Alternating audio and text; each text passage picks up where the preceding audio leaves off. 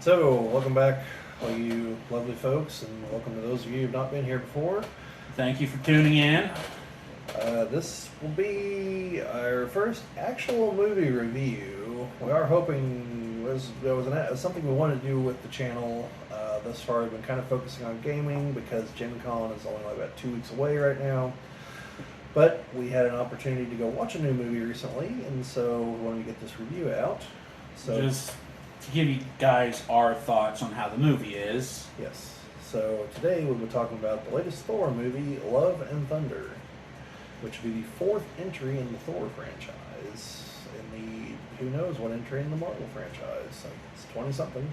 Yeah, it is Phase 4 though. That's true. So it is something in Phase 4 I have now seen. Yeah. So, Chad, do you want to tell everyone what you have not seen so that we know where your opinion is coming from here? Black Widow. Spider-Man? I've seen Spider-Man. Okay. Doctor Strange? I've not seen Doctor Strange yet. Okay. I've not seen the Hawkeye series. Okay. I've not seen the Kamala Khan series. Okay. I've seen Loki. So I have seen Loki, have seen WandaVision, Falcon and Winter Soldier? have not seen that. Okay. Well, the good news is, basically none of those matter for this. No, they do not. I was able to follow along perfectly. Yeah. So for perspective, I have seen all of that, except for the Kamala Khan series. However, it's on my list. I'm not avoiding it. Even though it's gotten some mixed reviews, but I approach these things with an open mind, so we'll see how it goes. I've just not found the time to watch it yet, honestly, so... So, the latest installment of the Thor franchise is directed by the same gentleman who directed Thor Ragnarok. I believe his name is pronounced Tiki Waititi. I apologize to anyone if that's mistaken. I do not know how to pronounce his name. I do not want to try to, because I butcher enough stuff. Yes. So, pronouncing stuff, I should say. yeah, so the movie, right out of the gate, obviously, if you've seen his other work, the movie definitely leans into the comedy. Yep.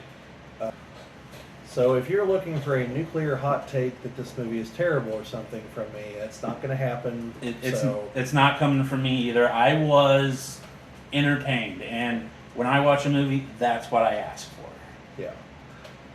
I do not think it is at the great heights of the MCU, but it is also not at the lows of the MCU. I view it as firmly in the middle. Yes, there is considerable comedy in the movie. More so than most of the other MCU movies, but most of it fits, and it's counterbalanced by a serious subplot, which, if you know anything about the particular run of the comics where this draws heavy inspiration, it will not come as a surprise to you. And so, yeah. So if you're just now coming to this, obviously we're about to start talking about spoilers. Yeah. Because it's really the only way to do this. So, apologize, I did not say that up front. I will try to put it in the title. So, spoiler alert. But we have not gotten any spoilers yet, Right. So the primary plot is that there is a gentleman named Gore the God Butcher who lost his daughter and his people, and his god basically mocked him and said, well, there'll be more of you. An artifact called the Necro Sword then chose him, which granted him the ability to slay deities, which he then proceeds to begin to do with the ultimate plan of killing all of them. Yep. Thor eventually catches wind of this and realizes that Gore's next target is New Asgard, which, as per the previous movies, is now a fishing village on Earth. So he goes... on the cliffs where Odin died. Is it really? Yes. Okay. So he goes to warn Valkyrie and the others, and when he shows up, well, there's another Thor, a lady Thor, who turns out to be Jane. Because Jane has stage 4 cancer and is dying. And in an attempt to stave this off, having exhausted all the medical science on Earth, she turned to mysticism and went to New Asgard, where the remains of Thor's hammer are, from where Hela destroyed it in Ragnarok.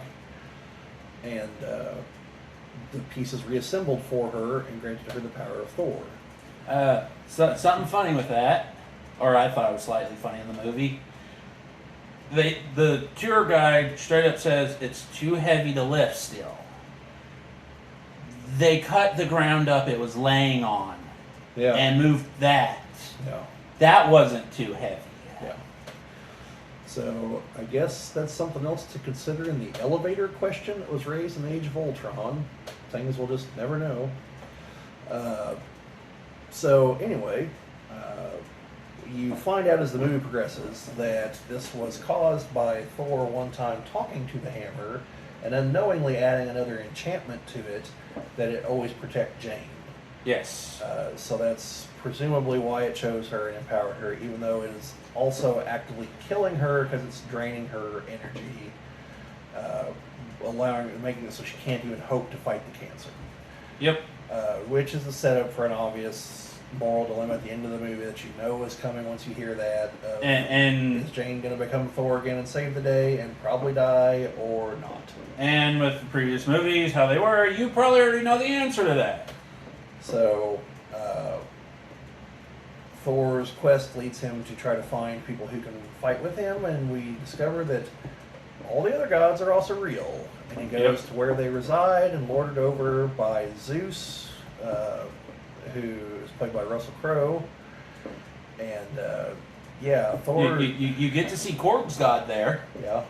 And Thor has a definite never meet your heroes moment. They even call it out as such in the movie. Because Zeus very much lets him down, but also tips him off to what the rest of the plot is. Because he mentions that Gore will never find his way to eternity. He'll never get the key. And by that, he doesn't mean like a fabled afterlife. In Marvel, eternity is an entity that represents the galaxy, the universe. The universe. And they didn't really go into that a whole lot in the movie. No. Or at all, for that matter. But the way it is structured in the movie, the first person who finds their way to eternity will be granted a wish. And their assumption is that Gore is trying to get there to just take out all the gods all at once. Well, in their defense, he was. Right, yeah, this was a good assumption. Now, this is where one of my only complaints about the movie comes in, and this is going to be a complaint going forward in the MCU. And that is so this thing was just laying around here, why didn't you ever use it for other problems? And by that I mean, why didn't Thanos go there instead of gallivanting around collecting the gems when he could just go to one place and do his thing, and then it would never be able to be undone because it's only one wish. I think because of that the key wasn't made. They were talking about no one could ever find the key. Like, that thing's been there since the dawn of time. Its key, Stormbreaker happened to be the thing that did it. I'm saying, like, something wouldn't exist since the dawn of time, and then, oh man, I really hope all this chain of events occurs, that Thor needs another hammer and Groot has his arm attached to it, and they fire up this, like, it's too convoluted. The key just had to be some way to tunnel through. Stormbreaker was the means to get there. And then the key is just whatever you use to go through. Otherwise, it's just utterly stupid and illogical, which would explain some people's criticisms of the movie. So I'm hoping I'm reading that right, but maybe I'm not. Maybe Chad is correct. It is Stormbreaker, which just doesn't make any damn sense. But also, Thor knew about this because the moment Zeus mentions it, Thor knows what he's talking about. Later on, Thor knows exactly where it is, the exact center of the universe. Yep. So knowing this, why didn't Thor go there and undo the snap?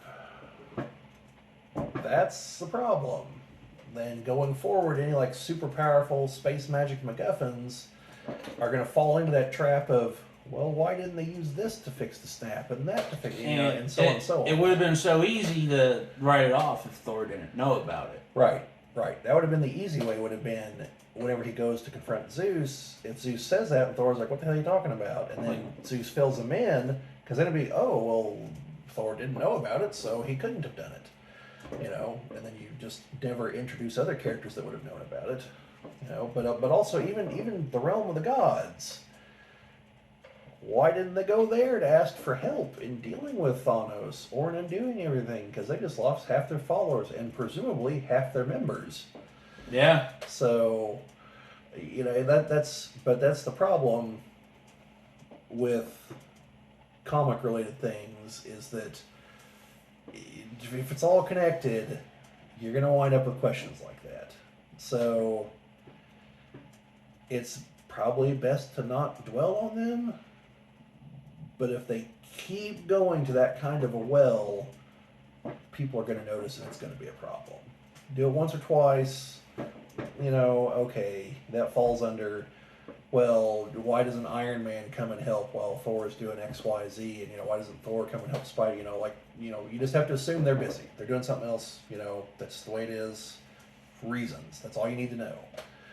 But once you start getting into stuff like this, it's like, yeah, no, that's a little different. That's, this was the worst thing that ever happened in the history of the universe. Like, if there was a way to undo it and someone knew about it and didn't talk, not a good look. So I personally thought they were going to cheap out at the end and have a way for Thor to use his wish to fix Jane. Yeah, cure cancer. That's what I thought was going to happen. Or I thought Thor was going to be faced with a choice. I thought Gore was going to succeed in doing something, and Thor's choice was going to be undo what Gore did, or save Jane, and you have to make the tough choice. But instead, what we get is Gore is the first one through, and he has to make the tough choice. And he has to make a choice. Well, first they have to make him realize that he has a choice. And up till now, his belief has been that the gods are just uncaring, spiteful, etc., etc. And don't care about people. And outside of Thor, he is not wrong. Like, they definitely show that he has earned, that they have earned his contempt. But I'd say Loki as well at this point. But I believe he actually asks Thor, "Aren't you going to try to stop me or something?" And or he might not. But he walks away from him, and Gore's like, "What are you doing?" He's like, "Well, you're going to destroy me here in 10 seconds anyway. I'd rather spend the rest of my life." Yeah, I'd rather spend what time I have left with Jane, because she matters to me. And then chasing you. Yeah, then you've won. What's the point? And that's what Gore begins to see. Plus, they laid the groundwork for this, and they mentioned the Necrosword was poisoning him both physically and mentally. So now it gets destroyed prior to that. So now he's free of it, and he can see clearly that he can undo the wrong of his daughter dying. And, that's what's suggested. And he's like, "Well, yeah, but I'm going to die." And they're like, "Well, Thor will take care of her." He promises to do so, and that's the resolution. And the implication is, yes, his daughter's back. She definitely has some kind of godlike powers, though. If you look at her reflection in the water, it's eternity. Yeah, it's infinity. It should be eternity. It's the successor to eternity. They coexist in the comics. They're both there. I thought she was the successor. No, they both exist. Okay. It looked like infinity to me, not eternity. Well, anyway, those of you who are watching, check it out. Does she have the kind of things coming up right about here or not? Because eternity has a distinctly male appearance. Infinity has a female appearance. Is a feminine appearance, yes. It does not have the kind of hook things coming up, hold a cloak kind of deal going on. It's complicated. Not going to get into it. So, like I said, it leaned heavily into the comedy, but for the most part, I think there was enough serious to counterbalance it to keep it on the even keel. There was another moment that just kind of happens and makes you wonder why Thor didn't do this previously, where he and a bunch of kids have to fight off a bunch of demon shadow things, and out of nowhere, he's all of a sudden able to grant all them the powers of Thor as well. And that kind of leaves, that's kind of like the whole eternity thing, and the fact there's two of these things in one movie here, where we're kind of stuck with, okay, the one is excusable. Now we're at, well, why didn't you do this either? You know, at several points. I would like to point this out. This is after Ragnarok. This is after Infinity War and Endgame. Thor is still coming into his powers as the Odin son. Sure. Before those movies, he was just Thor, God of Thunder. But he's inherited the mantle Odin had. So he's still learning the powers. He might not have realized he could do it beforehand. And in a moment of desperation, it's literally, well, let's give this a try. I would buy that if he didn't spend 5 years getting drunk on a couch, where he clearly learned no lessons at all. He did. How to operate the Wi-Fi. And that new master, or new blaster, was a better gamer than him. Yeah, that's my point. Like, and he completely abdicated any responsibility, and then left with the Guardians of the Galaxy, where, yeah, he got back into shape, but again, I don't think he actually learned anything there. No. Other than the fact that he would rather miss someone than not feel anything at all. Yeah, that's not the exact way they put it in the movie. It's put differently, but we're not going to go how they put it. And so, I don't know. I feel that after Ragnarok, that if he had that ability, he would have used it to juice up the Asgardians whenever Thanos rolls in and wipes half of them out on their ship. I don't think he had the time there. Well, we don't know, but it took him like 10 seconds in the movie. Like, definitely would have done it to the Avengers. Definitely would have done it to the Avengers. Whenever he shows up in Wakanda in Infinity War, would have just grabbed some guys and been like, hey, hang on. Trash Panda, Tree Guy, here you go. And so, and I know this is a technical thing. And then we would have gotten the Mighty Groot. But, like, these movies are supposed to build on one another, so, at some point, we need to come back to that with an explanation of, oh, I was only able to do that because I was juiced up because I also had Zeus's Thunderbolt, or something of that nature,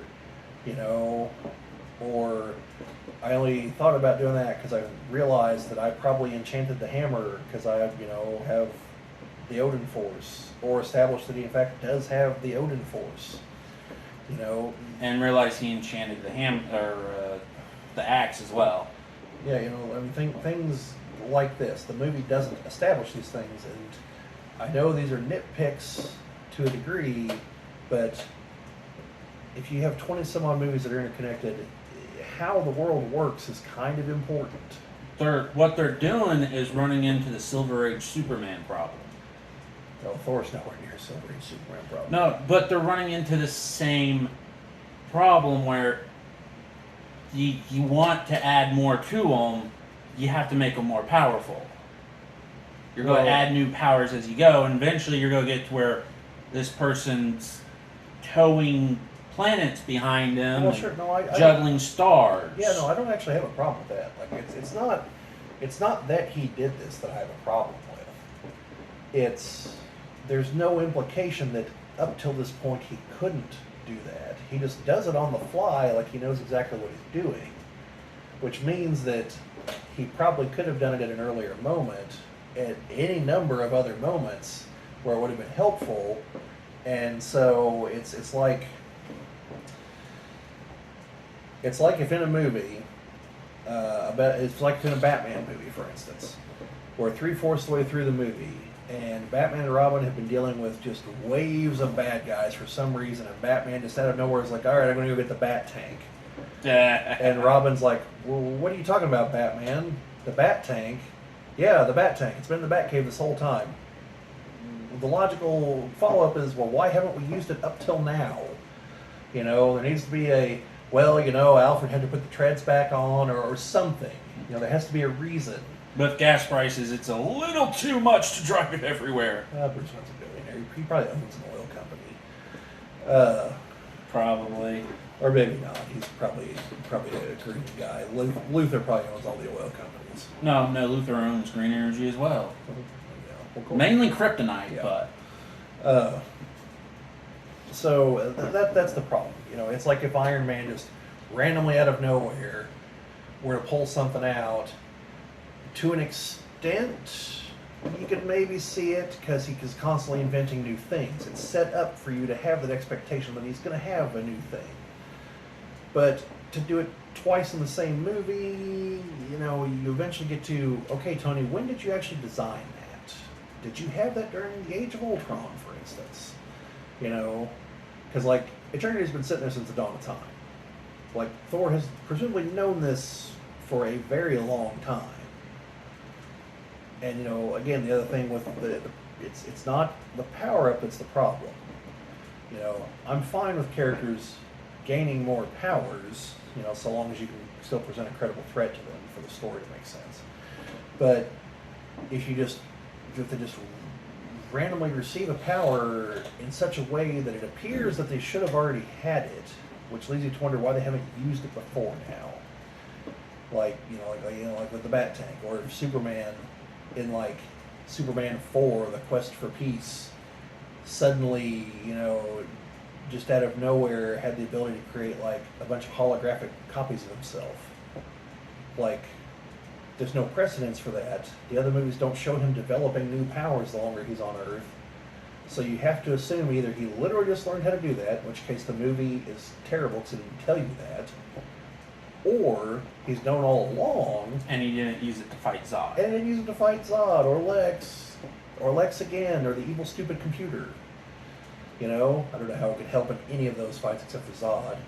Now, I say all that when in Superman 2 he in fact does just pull a random power out of nowhere to just like pull the S off his chest and turn to a big plastic thing. You know, but that's also not a game-breaking power. You know, he used that against one of Zod's goons that I believe was already depowered at that point. No, he wasn't depowered yet. No. But still, that's not the kind of thing like, oh man, if only would have had this before, it would have won clearly. You know, whereas if Thor could just randomly begin empowering a bunch of people, that's a game changer. You know, that'd be like if Iron Man just shows up and is like, hey, by the way, guys, here's an Iron Man suit, here's an Iron Man, you know, and just, you know, like Oprah with Iron Man suits to everybody. That's a game changer. Well, we actually know Tony couldn't do that because he has the Iron Man suits to do that. But the film set that up so we know that. You know? And we know that he's so protective of his technology, he's not going to do that. Right. Except for the people he cares about, like Pepper. Right. So those are the problems I have with the movie. But none of the Marvel movies are perfect. Those two things don't heavily detract from the movie, in my opinion. They already consider them flaws. Going forward, things like this will accumulate and become a serious narrative problem. So I'm really hoping there's not more stuff like this down the road. With the Thor movie, I look at it in a way that sort of fixes the little nitpicky stuff about Thor knowing Eternity's there, the new power, all that. And it's overlaid in the movie at certain points. You hear an over-narrative from Korg at certain points. Sure. I think the entire movie of Thor, Love and Thunder is Korg telling someone the story. Well, it could be. Korg seems like the type of person to sort of exaggerate stuff. Yeah, that could be the case. And I really do believe is Korg telling possibly a kid, possibly his own kid, the story of Thor. That could be the case. But then I have other problems if that is the case. You don't just shift gears 20 some odd movies into a series, or 4 movies into the specific series. I know, but that's how I view Thor, Love and Thunder. And so, like, And if Chad's right, then it's a different problem. Okay, in that you just don't do that. You know, that'd be like if the next Star Wars movie is C-3PO narrating to the Ewoks at the end, it cuts away to that. Like that could work. That could have worked at a certain point, maybe. And maybe if it's some one-off about it, something that has nothing to do with the rest of the franchise. But this is Thor number 4. It's the only one of the movies to be number 4, in fact. It is. Iron Man only got to 3 and Spider-Man's only got to 3. And Guardians hasn't hit number 3 yet. Spider-Man will hit 4. Presumably, yes. So. And we'll get a spin-off from Spider-Man. I mean, maybe. Kraven the Hunter. Who, if the casting stuff is correct, is played by a guy who played Quicksilver. Which one? The MCU Quicksilver. Mm-hmm. See, that's... No. But Spider-Man No Way Home set it up as it's a parallel universe Kraven. That's a whole other problem unto itself. That the MCU essentially has no stakes anymore. Because between alternate reality and time travel, Loki's alive! Someone dies. Spoilers for Loki. Just go grab another version of it that's 99% the same, or you just go back in time and grab another and grab their past version. Like the stakes are questionable going forward. Go back in time to right before Captain America decided left to return the gems, knock them out, tie them up, and do it yourself. That way you still have proper Cap going forward. I mean, sure. You know. Whatever you want to do. So anyway, overall, like I said, it's an entertaining movie. Definitely some, don't put as much thought as I put into it, and you'll be fine. The Marvel movies, by and large, are not meant to be deep movies. No, they are not thought-provoking movies for the most part. So, the fact that I overthink them, don't take that as the fact that anyone else does, although people do, I'm sure. Plenty of people do. I know. People nitpick every movie that comes out. I have the internet, I know they do. So, overall, it's worth a watch, in my opinion. Especially if you're keeping up with the MCU, because I would have to assume there will be ramifications of this in the other movies. If nothing else, it'll explain why Thor's thin again. I'm pretty sure Gore's daughter will play some part in future movies. Yeah, maybe. Who knows? It'll explain what the Guardians have been doing. No. Somewhat. No. That was like an extended cameo. Yes, but I'm sure the Guardians will pick up after Thor: Love and Thunder. But probably right after where they're partying because he's gone. Maybe, but I'm just saying what we saw in Love and Thunder, I don't think will have any ramifications whatsoever to the Guardians. I think it'll literally just be, this is why Thor is gone. I don't think what they were doing there mattered at all. I don't even think it's going to be referenced. And that's my opinion. We'll see what happens. Everyone's going to be too busy fighting Kang. Probably. Who knows? I hear Secret Wars is on the docket. So here's hoping for God Emperor Doom and Battle World and all that fun stuff. God Emperor Doom. Who's going to play Doom? I don't know. Gonna need one hell of a casting decision on that one. A lot is riding on that. A lot. You gotta have someone good. What we need is someone who is selfless like Carl Urban, who is both a decent actor and can live with never showing his face in an entire movie. Yeah. That's a hard sell for Hollywood actors as I understand it, which is why superheroes walk around without their masks all the damn time in these movies. So yeah, that's going to be a hard sell. I don't know who's going to go for that. It might just be them in the scenes without the mask, and then a body double and a voiceover.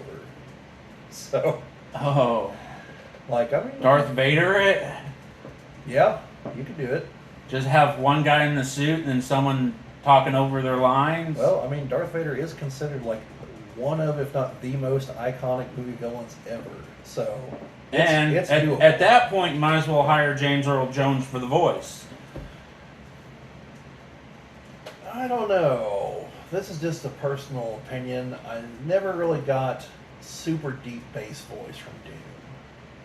Like High-pitched squeaky voice then? No. Gilbert Godfrey? We can't No, use not Gilbert Godfrey. You know, not James Earl Jones is like has like a deep resonance to his voice. Yeah. You know, It's the helmet.